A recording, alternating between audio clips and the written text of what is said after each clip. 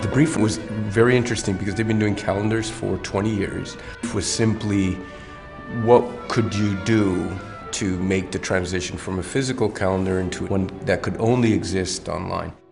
I thought it'd be interesting to kind of reconfigure the idea of time itself. So let's take a day and stretch that day arbitrarily, over 365 days. Every 2 hours is distributed every month. So midnight to 2 a.m. is January, 2 a.m. to 4 a.m. is February, and so on.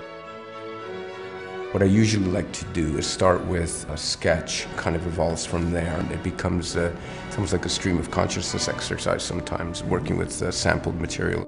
A lot of my work has dealt with the concept of technology, whether it's kind of machine-age technology. I made a piece very early on about revolving restaurants that had to do with this kind of dislocation. And I've made work about video games and information junkies and that sort of thing. So for me, this was an interesting challenge to be able to take the idea of time itself and what does time based on consciousness rather than on lunar cycles or daily cycles look like. Depending on the snapshot of that 2-hour period, we multiply and expand. When we go to rush hour, which is more industrious and regimented, it becomes a grid, and it has a kind of urgency about it that reflects that time of day. Whereas in the food section, it has a more, seductive, organic quality to it.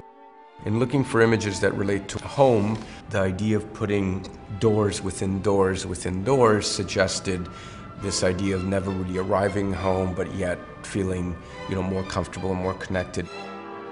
I'd like people to participate and connect with their own personal experiences of that time. They could upload images. They would see the template I've made.